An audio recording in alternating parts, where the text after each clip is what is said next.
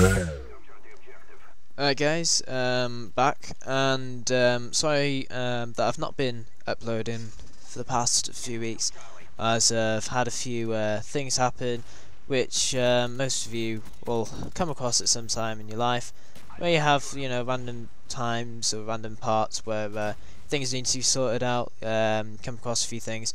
So you know, sometimes they get in the way, but I apologise for not being able to upload recently.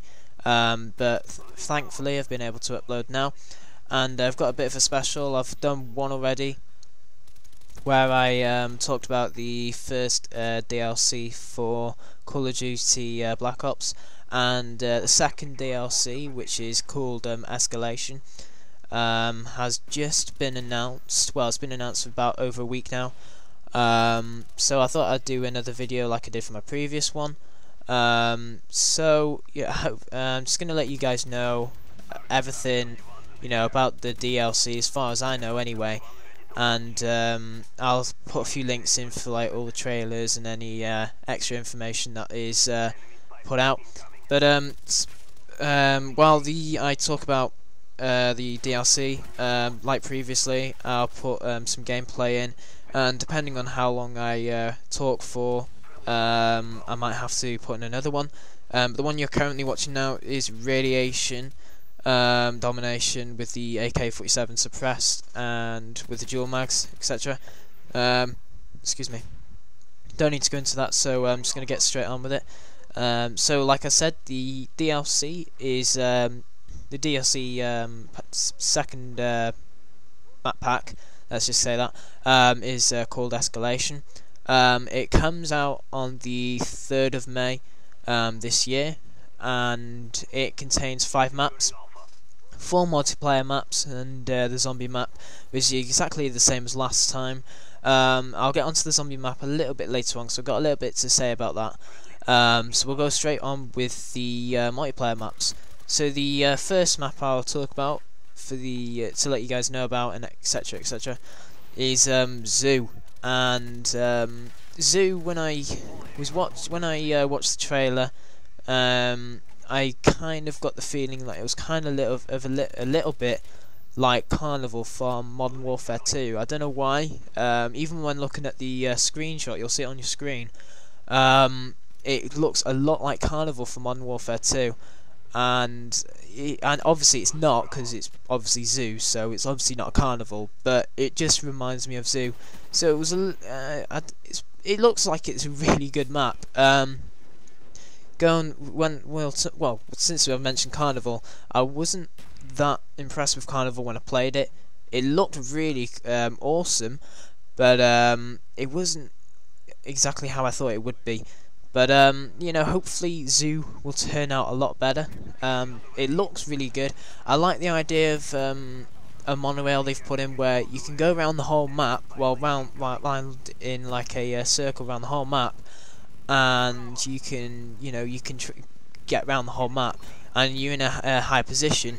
Now I'm not sure what it's like for cover. I'm assuming probably it won't have as much cover because it's a really good vantage point, but at the same time there's going to be that cost of not having a lot of cover. So you know, hopefully they've thought about, you know, a couple of things like that. But generally it looks like a really good map, and really looking forward to playing that one. Actually, it looks really interesting, and some of the areas that you can go in, like in that rock there for example, it looks really interesting, and it looks like there's going to be a lot of openings, a lot of holes you can shoot out of, or windows, etc. So hopefully there won't be too much camping. Obviously it depends where all the objectives and everything has been placed as well, which is also something that they've got to consider as well. Not just when they design a maps, obviously it's not just simply, okay, we're going to put this there and this there, this there. You've obviously got to think about all the objectives and everything.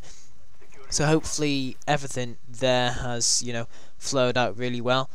So, you know, we talked a little bit about Zoo. When I talk about the maps now, I don't know much on the multiplayer maps apart from a couple of screenshots and a little bit of gameplay I've seen. A very little bit. So I'm just gonna, let you guys know about that, and obviously, if you know, even if you know a little bit, it's gonna obviously help in a way. But anyway, we talked about zoo. Moving on, hotel. I'm not sure whether I'm gonna like hotel or not.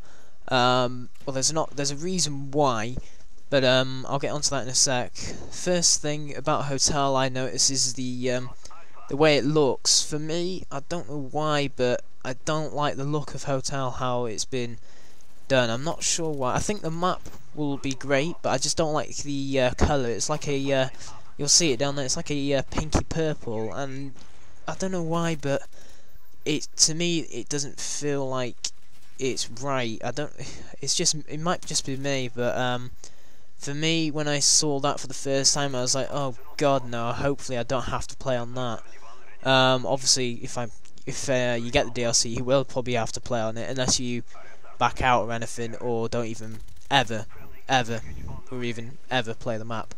Don't know why I had to say ever, like 12 million times, but the colour of the map doesn't look great. The way they've also put in on this map an elevator. I don't know where it's located. And this game is just wrapped down now, so the next game will be a discovery game on domination as well. Pretty much the same setup. But going back to the hotel, they've done a elevator in the middle of the map. Or no, I don't actually know where it is. And you can actually use the elevator and go up to like a second floor. I'm not sure if that's going to be a good thing or a bad thing, because I'm not sure whether people are literally just going to camp that elevator, if they're just going to claymore it or whatever.